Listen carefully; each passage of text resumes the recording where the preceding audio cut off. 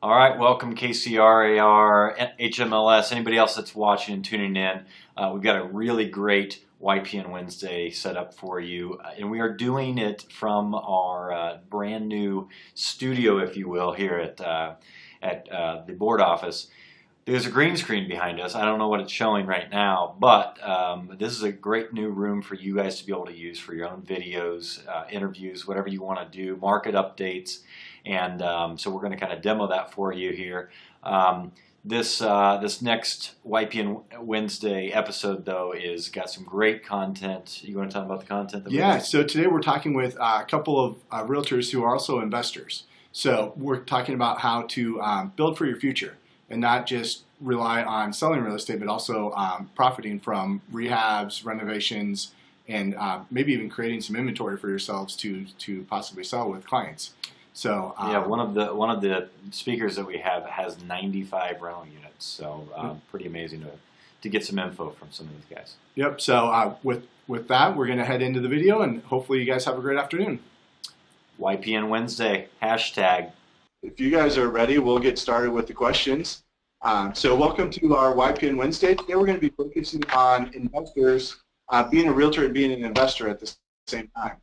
So we'll go ahead and start with David here in Kansas City. David, introduce yourself and tell us a little bit about yourself. My name is David Wiesman. I'm a broker owner of a RE/MAX franchise in Blue Springs, Missouri. I kind of backed into the real estate business by starting out as a real estate investor and started buying some property back in 1997, and it finally led me into a full-fledged real estate career. Awesome. Sherry, what about you? Tell us a little bit about yourself. I started, I was managing the Bluebird Cafe, which was a singer-songwriter venue, and a friend asked me if I wanted to start bird dogging real estate in my spare time.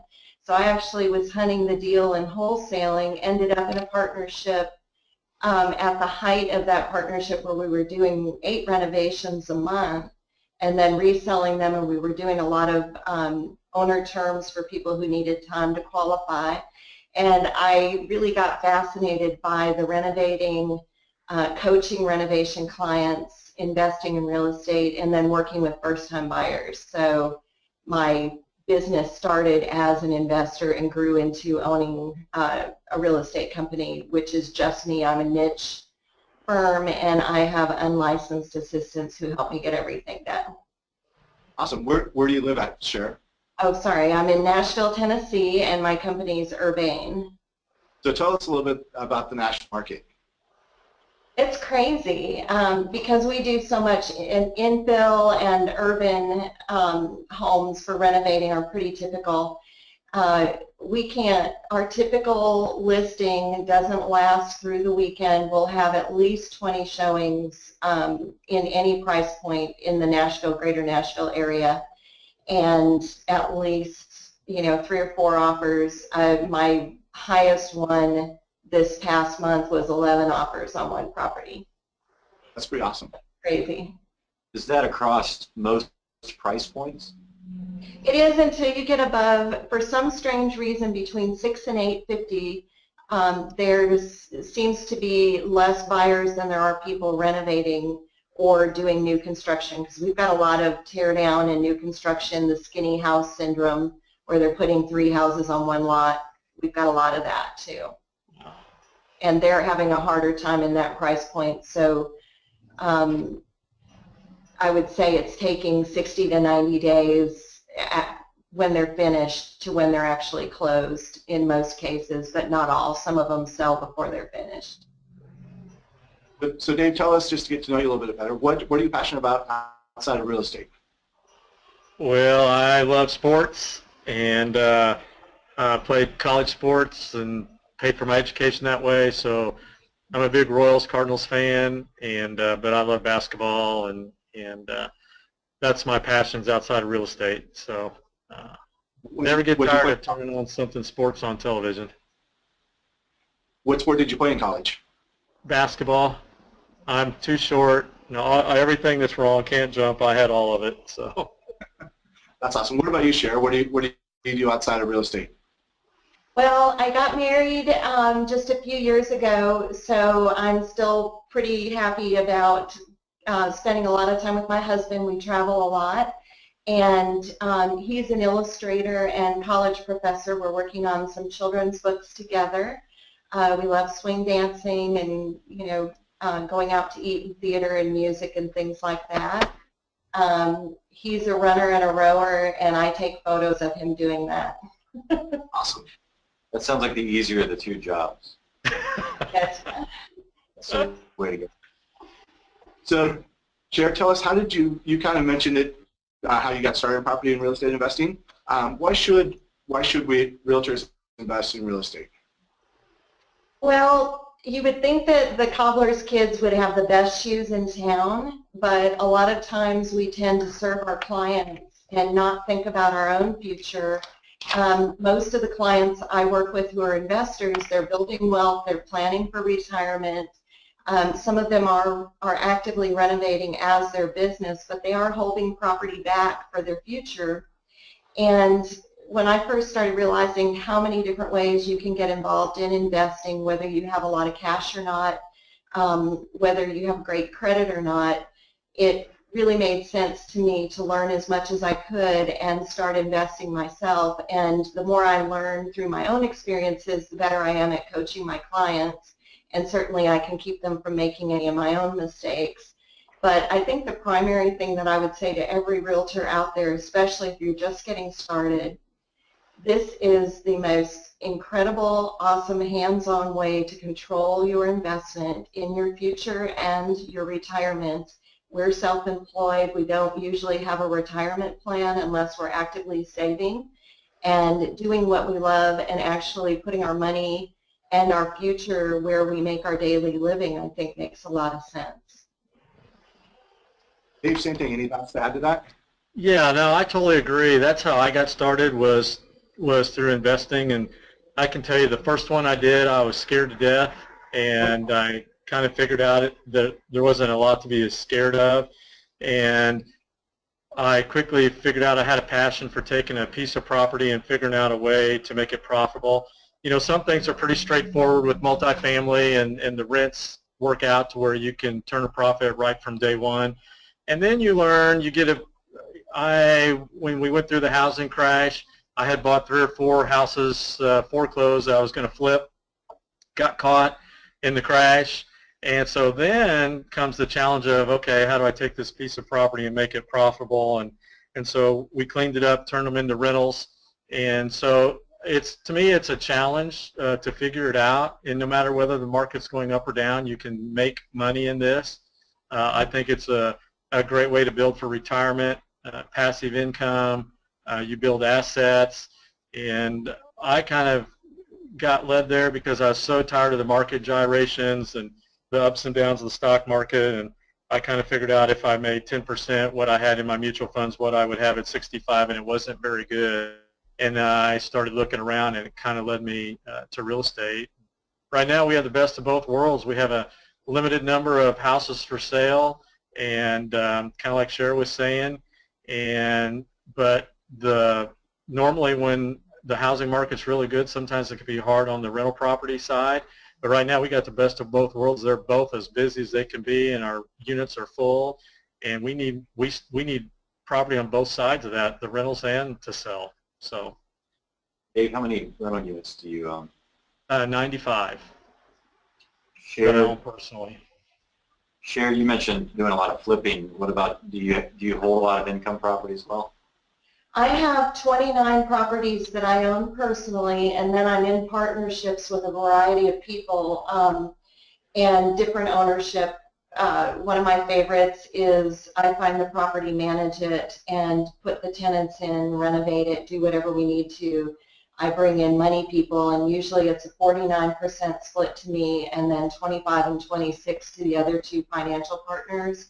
And I've been able to get quite a few properties where I don't actually have any cash invested, but I'm vested at 49% in each one. So I do that a lot. Do either of you invest through your IRA? Or is it just... Yeah. Yeah, I do not. Yeah, I don't. It's a great system though. I mean, there's some detail to it, but I think it's really good. Sure. How do you do that? With an IRA, you have to change it to a self-directed IRA, and there should be in your area, especially, people who actually promote this as a business, where investors go who have IRAs that want to learn how. That's where I went, was to a local, basically to a local self-directed IRA meeting. How does it work? And there are companies that facilitate this, and in our area we have 2 or 3 that I think are pretty fabulous, and then it gets, you know, a little iffy, but they basically will walk you through how to do it. Even if you only have 10 grand in an IRA, you can loan money on real property. You can loan it as part of a renovation. I mean, I do for a lot of first-time home buyers who are selling their house and they don't have the cash to fix it up when they're ready to sell. We'll actually get a self-directed IRA lender to give them the cash to fix it up, and it's a lien on the property, and that person gets paid when it closes. Of course, it goes back into the IRA and keeps multiplying until they do have enough money to buy a property. However, self-directed IRAs can borrow money. So it's possible to have a down payment with the IRA, and then it borrows the money and pays the loan each month with what the tenants pay. And I've had a client literally with an $84,000 investment that he had in his self-directed IRA sell a property in less than 8 years at $225,000. So all of that money went back into the IRA, and now we're buying 2 more duplexes for him. And that's tax-free, right? They don't pay taxes on it because it's probably a Roth? It depends on the type. You can do an IRA where you pay taxes as the money goes in, which would be the Roth, or you pay on the back end when you pull it out. So there's more than one type. David, how would you recommend somebody get purchase their first property? Well, with the rules that we have right now with FHA, you can do some pretty low interest rates with some low money. If looking back, if I would have done it again, I think the easiest way into the market would have been to buy a duplex, live in half, do an FHA loan at 3.5% down, get it cleaned up, get my rents up, move out, and move on to the next one. That would be a really cheap way to get into the market using your own credit and that kind of thing. When I started out, it was unlimited fixed rate products with Fannie Mae and Freddie, and that made it easy.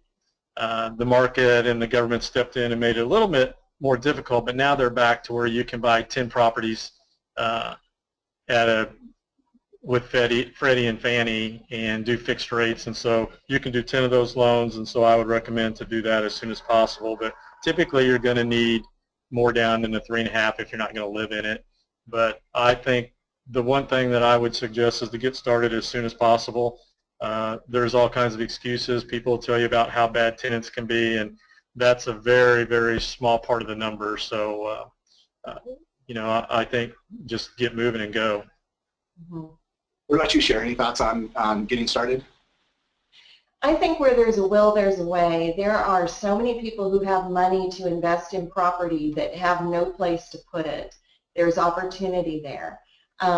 Any real estate investing group meeting that you go to, particularly the ones that are nonprofit and focused on education, give you an opportunity of meeting a lot of people who want to be passive investors and need someone who has knowledge and access to properties. I'd say educating yourself would be primary if that's the direction you're going to go in, because people will lend money to people they like and trust, and part of gaining their trust is having an understanding of how to handle their money appropriately. The other place you can get money, if you can't go through a traditional lender initially, which is very hard to do if you're just starting out and self-employed, it takes a few years of history for a traditional lender to trust you. But going to the self-directed IRA meetings, there are people there with money. That money will cost you a little bit more, but you won't be paying all the closing fees and other, you know, costs associated that typically end up about the same, and usually you can pay interest only, so that can help you. I started with a duplex, and I moved into one side, and I actually had owner terms. I approached an owner of a duplex that needed a lot of work, and I offered to give them a down payment, and which was it was a $54,000 deal. This was a few years ago, and I needed about $15,000 to renovate the downstairs plus the $5,000 down that I needed. So I borrowed money at 17% at one of the investor meetings. So that's how I got my first deal. A year later, I refinanced with Bank of America, very traditional, and at the time they allowed you to pull cash, so I pulled out enough cash to renovate my upstairs and buy my second duplex with 20% down. So it kind of, that's how it started for me. I want to piggyback on that a little bit. Those investor groups are good, and they're virtually in every market. And what will happen is you're going to find a seasoned investor that has a lot of years. If they've had a property for a number of years, one, they could have depreciated the value out. They have the property paid off. If they go to sell it, they could have a $200,000-$300,000 tax hit. And so you can find property where they'll do an owner finance or some type of help like Cher's talking about, and they can lessen their tax burden. It's a win-win. You have income for them that they can take where it's not such a lump sum distribution, Right. and they can help that investor get started. And I've built some really cool relationships from some deals like that. So I think that's a great way. I think another thing, there's a book out by Robert Kiyosaki, Rich Dad, Poor Dad, that everybody ought to read. I think it'll give you kind of a perspective on investing, especially in real estate, and I think it's a great starter to look at. Sure, you mentioned your duplex needed work. How do you find good contractors and keep them? That, that is a million-dollar question, and I'll tell you, the busier our market is, the harder that is. Part of it is going to be loyalty and relationships, but that only goes so far. And I would have to say it's more adversarial right now in protecting our contractor resources than it is protecting the deal, it seems, because they're just so precious right now.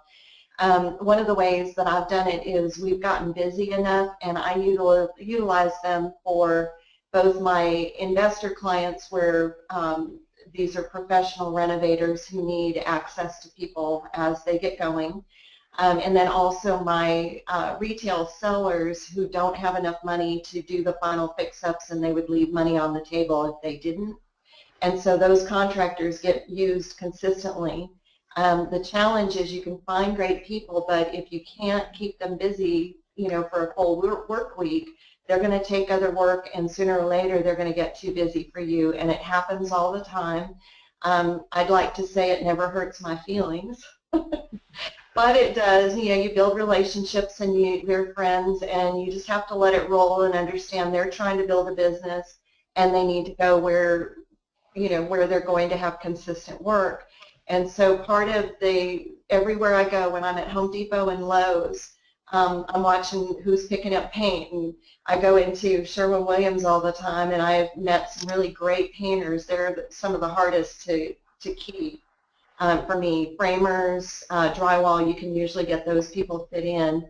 Electricians, not a problem, but it may be different in different markets. But painters and punch list people, those are kind of the gold for me, and I pay very well for punch lists because it's the most critical piece of getting a project on the market. So, Hey, David, I can you list I'm sorry. contractors? Yeah, that's a tough one. It's I have a buddy who's an investor, and he owns 600 properties, and he says, I go look for the most beat-up pickup truck in the parking lot and follow him out of Home Depot and try to hire him. So I get tickled at that, but that's a challenge, and so when you find a good one, you've got to really work at that relationship. I have one that really is my go-to guy, and he is also an investor, and he gets it, and so he works to protect his time and not stay too busy, and he'll only take on 2 or 3 people. Thankfully, I'm one, but he is slowing down, and so I'm out looking for another one, but that's a challenge, and those punch lists and things that you have in your investment property when you're cleaning up for the next tenant, it's really important because contractors typically get almost to the end, and then to get them to come back to finish that last 2 or 3 little things, they're not too interested because there's not much time involved and they got to drive. But I think you've got to have your unit looking pristine, and when you do, those things will just rent right. You will have very little vacancy if you get it right. But that's probably, in my opinion, one of the hardest pieces of the puzzle is the maintenance. Yeah. I'm sorry. Go ahead. One thing I was going to piggyback on that is when I first started doing renovating as a business, as part of my own business, I partnered with my general contractor, and he made basically a set amount that was contracted, and then based on when we finished the job and if we were ahead of budget and what we sold the property for, he also got bonused. And there was a point where I partnered with contractors in order to keep them.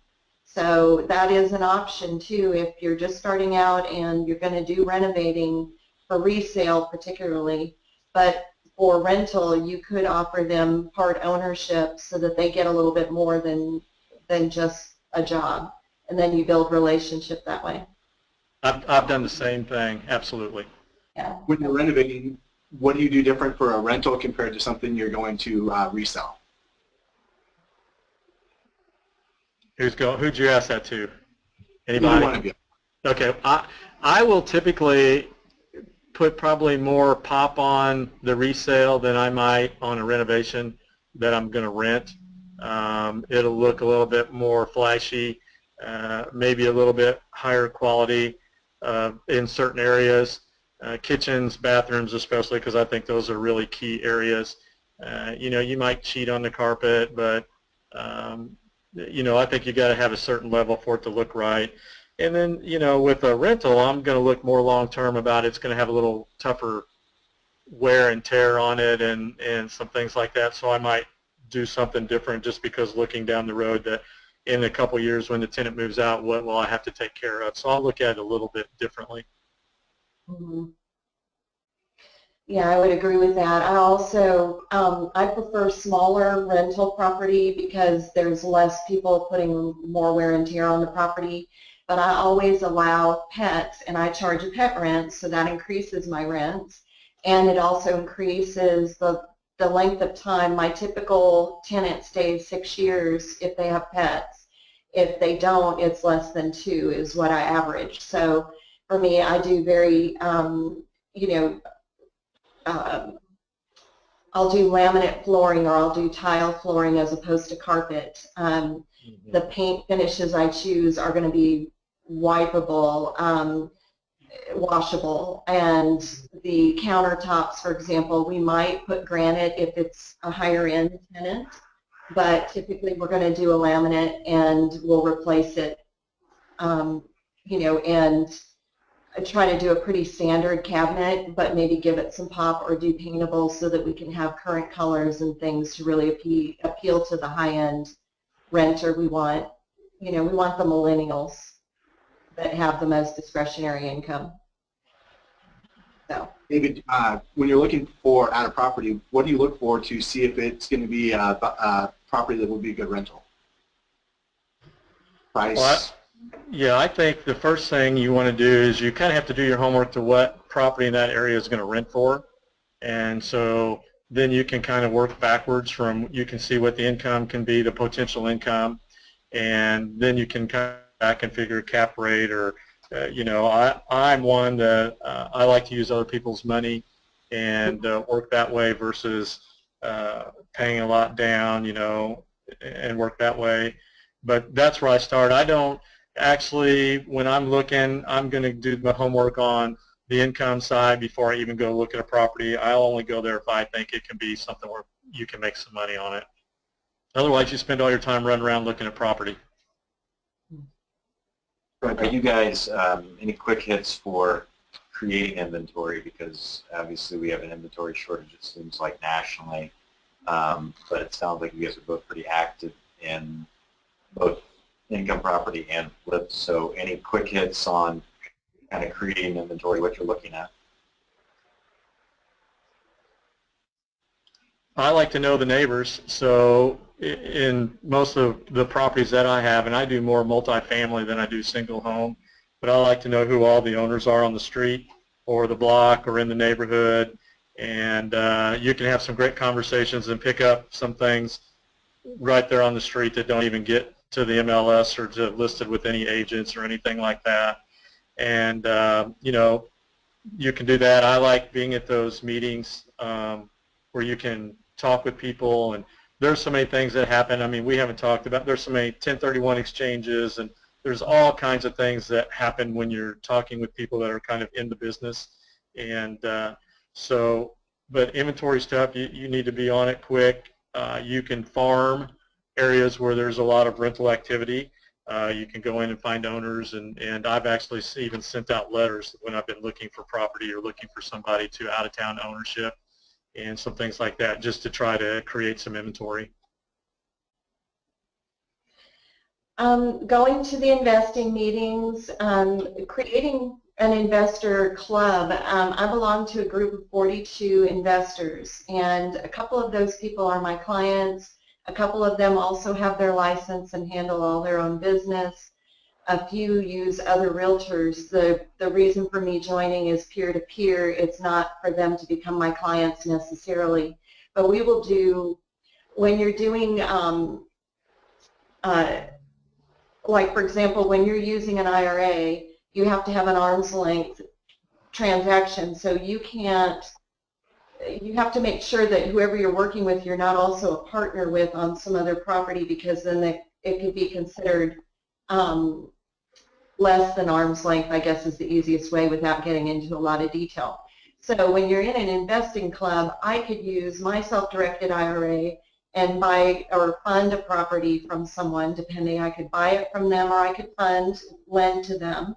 If I don't do any business with them currently, they could take their money and buy from someone else in the group, or borrow, lend, or whatever they're going to do, and keep that arm's length transaction, so that if you ever have an audit of any sort, you're not going to have the IRA disapproved, which creates a really huge mess. So that would be an example. I have bought probably the last 8 deals I've done from wholesalers. Some of them are licensed, some are not, who go find the deals, bird dog, hunt, they do all the mailing, they do all that, they bring me the deal.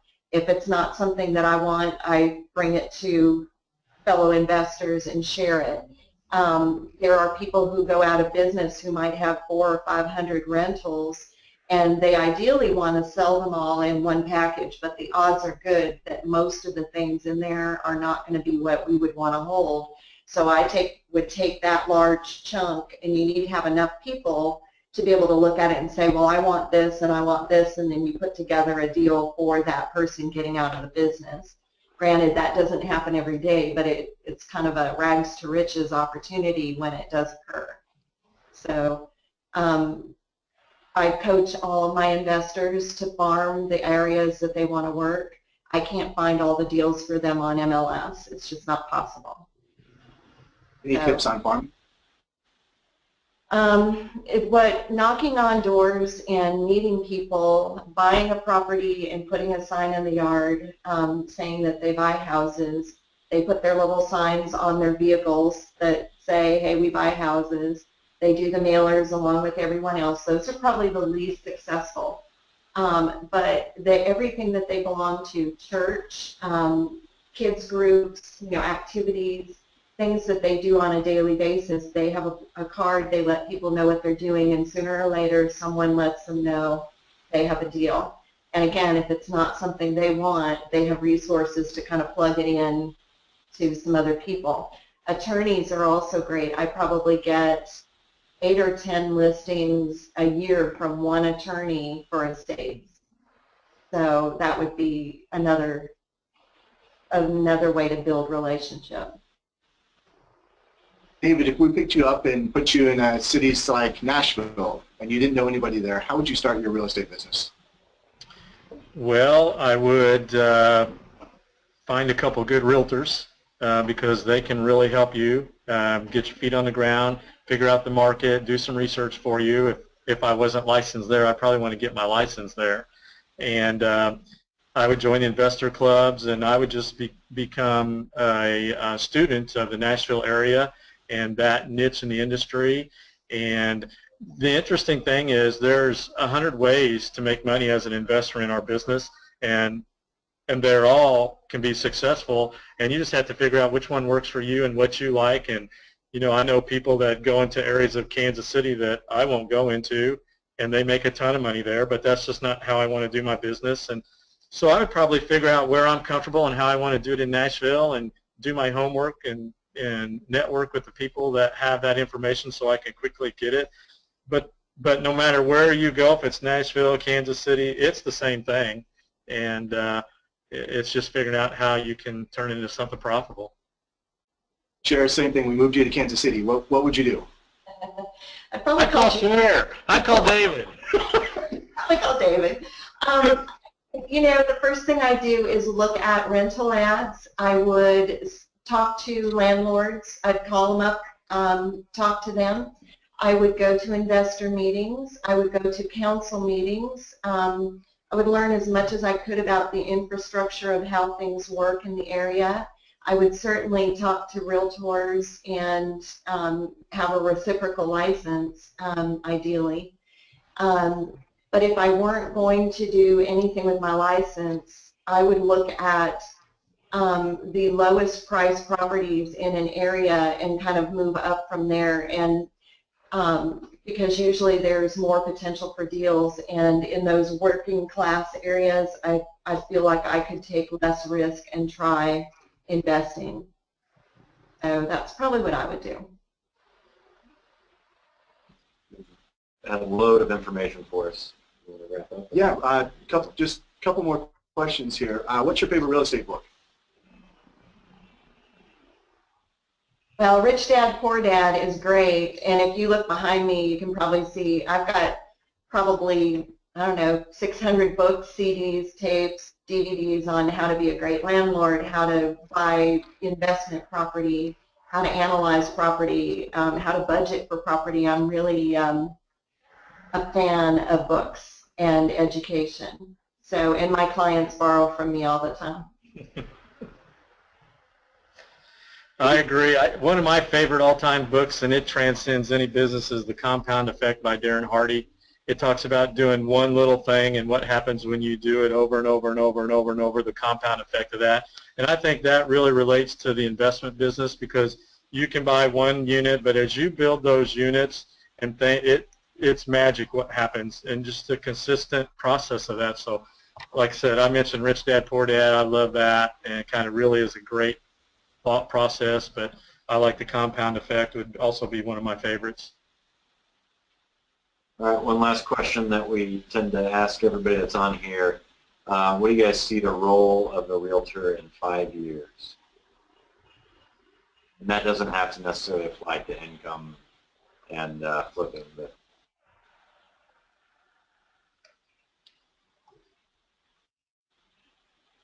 I see the role of a realtor in 5 years, with the way we're headed, being more important than it's ever been, because while we live in a world where all of the information is out there, that the public needs somebody to interpret that information, and how do they put it in a situation that, how does this information benefit them or hurt them or affect them in their situation. So I see the role of a realtor as being as a consultant, and I think that we're needed more than we've ever been needed before, and I think it'll be more so in 5 years than it is today. Cool. Well, it looks like we lost Cher here right at the very end, but thank you both for being with us today for our YPN Wednesday. And any other closing thoughts, David? Anything you wanted to add? No, there's one thing that we didn't talk about that I think is really key in this business, and that is probably one of the best ways to be profitable is to do have a really thorough screening process, because you can rent units really easy, but where you make your money is on the front end with your purchase and your screening. And that is just a really key long-term thing. You need to screen. You need to check their rental history. You need to check their employment history. You need to do a criminal background, and you need to do your homework, because if you can get those people that'll stay 3, 4, 5. We had one person that stayed 18 years in a duplex, and I thought, wow, they pretty much paid for that half of that duplex for me. So I think that's one thing we didn't talk about, but I think screening is a really key element, and there's companies that'll help you do that too. So awesome. So, well, thank you again for joining us today, and we'll wrap up here and join us in September for our next YPN Wednesday. Have a great afternoon. Thanks, guys. bye-bye. Bye-bye.